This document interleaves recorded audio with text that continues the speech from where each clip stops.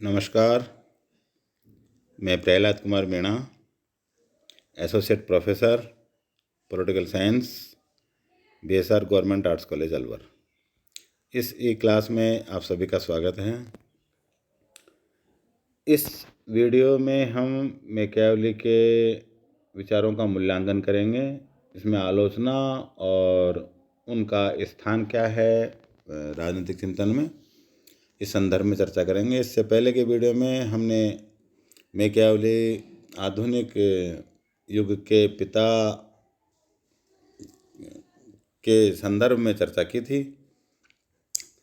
इस वीडियो में हम मैकियावेली के विचारों का मूल्यांकन, जिसमें आलोचना और समालोचना दोनों हैं।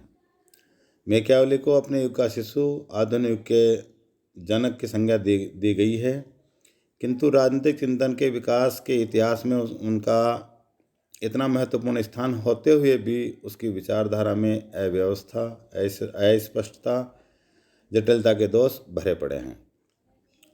मैकियावेली के चिंतन में अनेक असंगतियां परिलक्षित होती हैं। इन असंगतियों का मुख्य कारण उसके विचारों और चिंतन की पद्धति पर समय, स्थान और समय की परिस्थितियों के प्रभाव का बहुत ज़्यादा होना है।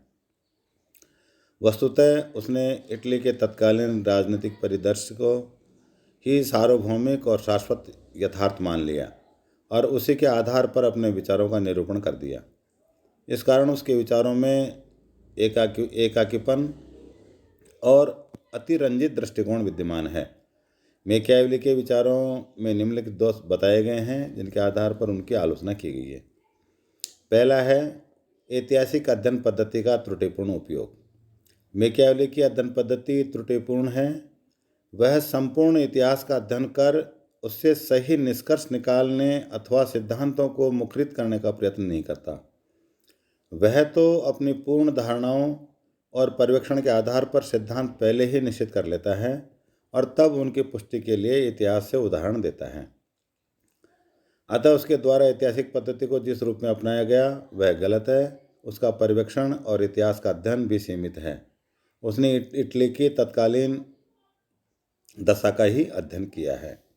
जो आलोचना का पहला कारण विद्वानों ने बताया कि ऐतिहासिक अध्ययन पद्धति का त्रुटिपूर्ण उपयोग किया गया है। दूसरा, मानव स्वभाव की एक पक्षीय व्याख्या की है। यह आलोचना का दूसरा बिंदु है। मैकियावेली ने मनुष्य को केवल भय और स्वार्थों से संचालित होने वाला कुटिल व्यक्ति या प्राणी माना है। उसने मनुष्य के स्वभाव में विद्यमान रहने वाले श्रेष्ठ तत्वों की पूरी तरह उपेक्षा की है, जबकि यथार्थ यह है कि मनुष्य के स्वभाव में अच्छे व बुरे दोनों तरह के तत्व विद्यमान रहते हैं। इन तत्वों का संयोग और इनमें से अच्छे या बुरे तत्वों की प्रधानता का स्वरूप भी मनुष्य के स्वभाव में एक जैसा नहीं रहता। इस कारण मनुष्य की स्वभावतः अच्छाइयाँ या बुराइयों के विषय में ऐसी कोई धारणा बनाई जा सकती जो कि मनुष्य मात्र पर समान रूप से लागू की जा सके, जबकि मैकियावेली की धारणा है कि मनुष्य का स्वभाव एक जैसा होता है, क्योंकि वे सभी समान रूप से स्वार्थ व भय द्वारा ही निर्दिष्ट होते हैं।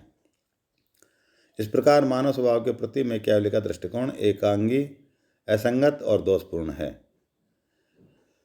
उनके विचारों की आलोचना का तीसरा बिंदु राज्य के सैद्धांतिक पक्षों की उपेक्षा है। मैकियावेली ने राज्य के सैद्धांतिक पक्षों का विश्लेषण नहीं किया।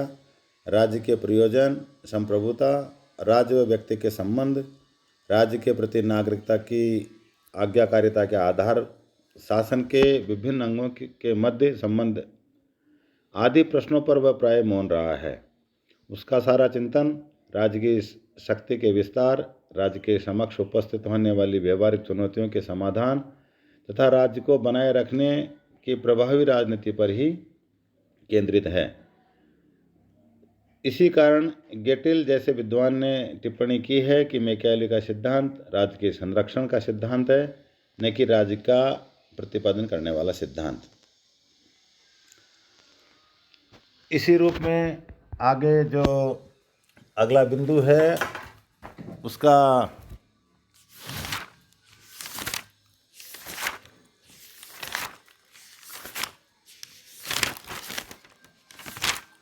राज्य में नैतिकता की उपेक्षा।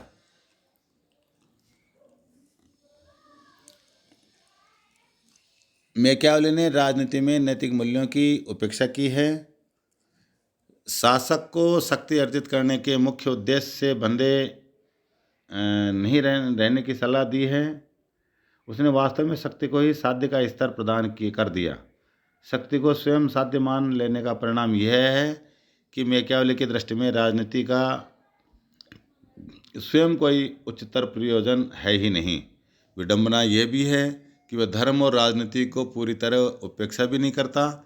वह शासन को तो धर्म और नैतिकता के बंधन से बांधता है, मुक्त करता है, किंतु साथ ही उसे सलाह भी देता है कि वह प्रजा में धर्म और नैतिकता का प्रसार करे। धर्म व नैतिकता के प्रति उसके दोहरे दृष्टिकोण के कारण ये दोनों राज्य के हितों की पूर्ति का साधन बन गए हैं, क्योंकि वह वस्तुतः धर्म को राज्य के हाथ में एक ऐसे उपकरण के रूप में प्रस्तुत कर देता है जिसका उपयोग शासक प्रजा पर अपने नियंत्रण को अधिक प्रभावी बनाने के लिए कर सकता है। इस दृष्टि से मैकियावेली की धर्मनिरपेक्षता अवास्तविक, सीमित और संकीर्ण प्रतीत होती है। राज्य में नैतिकता की उपेक्षा उनके आलोचना का चौथा कारण है। पांचवा कारण, दोहरे नैतिक मापदंडों का प्रतिपादन। मैकियावेली की विचारधारा का एक गंभीर दोष यह है कि उसके द्वारा दोहरे मापदंडों का प्रतिपादन किया गया है, एक राजनीतिज्ञ के लिए और दूसरा नागरिकों के लिए। यद्यपि इस बात से इनकार नहीं किया जा सकता कि राजनीति का लोग साधारणतया अपने कार्यों में मैकियावेली के सिद्धांतों का ही अनुसरण करते हैं, परंतु इस सिद्धांत को तो स्वीकार किया जा सकता है कि साध्य साधनों का औचित्य है और आवश्यकता कोई कानून नहीं जानती। राज्य के हित के लिए जो लोग छल बल से काम लेते हैं, चाहे वह तत्कालीन परिस्थितियों में कितना ही उचित क्यों न हो, लेकिन उसके कार्यों को नैतिक रूप से अनिंदनीय नहीं कहा जा सकता। फॉक्स की यह युक्ति कि नैतिक रूप से जो गलत है वह राजनीतिक रूप से सही नहीं हो सकता। छठा जो आधार है, बिंदु है उसकी आलोचना का, वो आदर्शवादिता का नितांत अभाव उनके विचारों में है। राजनीति में यथार्थवादिता का अपना महत्व है, लेकिन इसके साथ ही राजनीतिक दार्शनिक इस बात की अपेक्षा की जाती है कि उसके द्वारा किसी न किसी रूप में आदर्श को प्रतिष्ठित किया जाएगा। डॉक्टर मुरे लिखते हैं, मैकियावेली की दृष्टि स्पष्ट है, उसने लेकिन उसमें दूरदर्शिता का अभाव है। उसने वस्तुओं को केवल यथार्थ रूप में देखा है, उनके आदर्श रूप की कल्पना नहीं की है। उसने छलबल व कपट को ही राजनीति की कला समझ लिया है। और अंतिम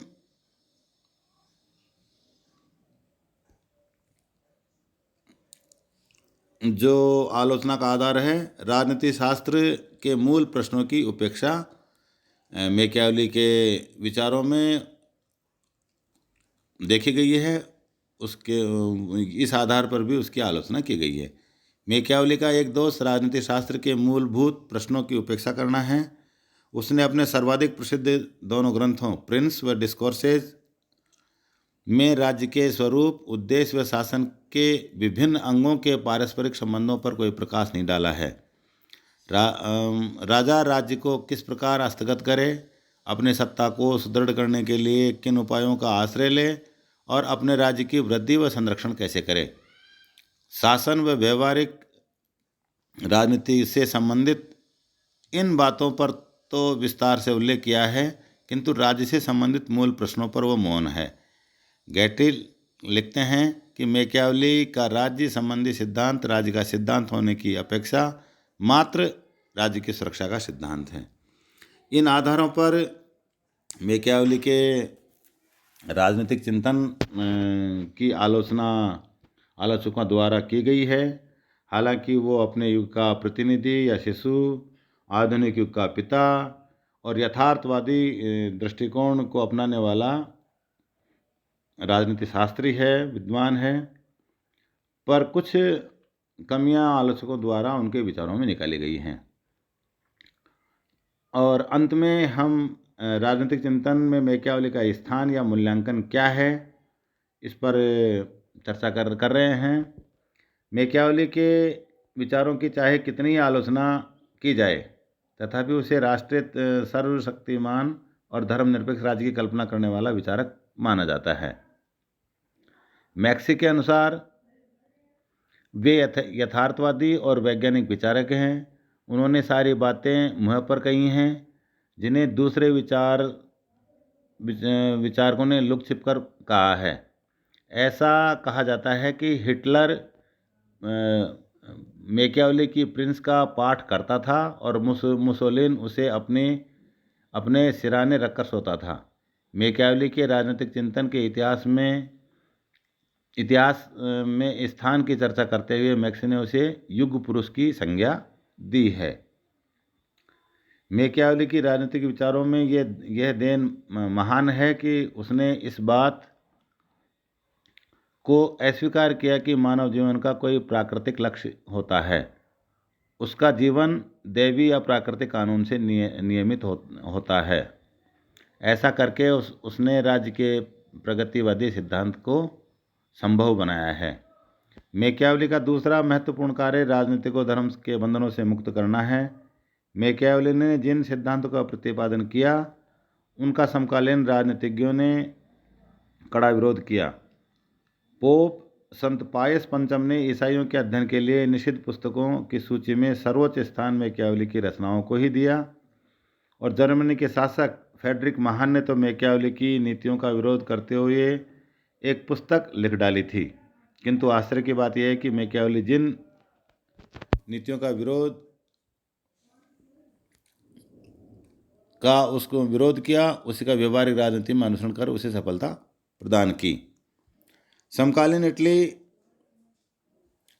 ने भले ही मैकियावेली की ये बात न मानी हो, किंतु 350 वर्ष बाद जब इटली का राष्ट्रीय आधार पर एकीकरण हो गया, तो इटालियन काउंट केबूर ने लक्ष्य सिद्धि के साधनों की चर्चा करते हुए एक बार कहा था कि हमने इटली के लिए जो कुछ किया, यदि वह अपने लिए करते तो बहुत बड़े दुष्ट होते।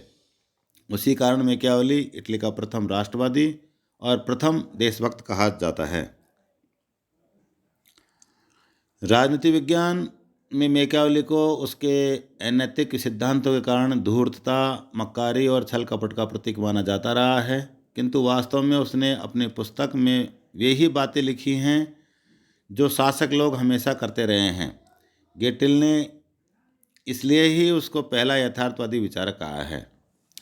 इस संबंध में अमेरिकन लेखक मैक्सी ने सत्य ही लिखा है कि उसने राजनीति को नैतिकता को भ्रष्ट नहीं किया, वह तो सदियों पहले ही हो चुकी थी, किंतु उसने जिस निर्दयी से स्पष्टवादिता के साथ उच्च पदों पर प्रतिष्ठित व्यक्तियों में पाए जाने वाले पवित्र कपटों के दंभपूर्ण ढोंग का पर्दाफाश किया, उसकी प्रशंसा की जानी चाहिए। उसे इस बात का श्रेय दिया जाना चाहिए कि वह सच्चा, उत्साही, देशभक्त तथा आधुनिक राष्ट्रीयता का अग्रदूत था।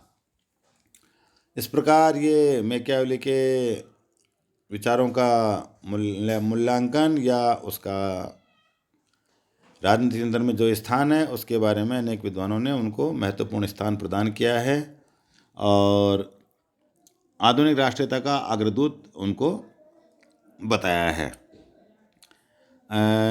इस प्रकार हमारा मैकियावेली के राजनीतिक विचारों का चैप्टर यहीं समाप्त होता है। अगले वीडियो में हम दूसरे राजनीतिक विचारक के बारे में जानेंगे। तब तक के लिए धन्यवाद। घर में रहें, सुरक्षित रहें। एक बार पुनः धन्यवाद।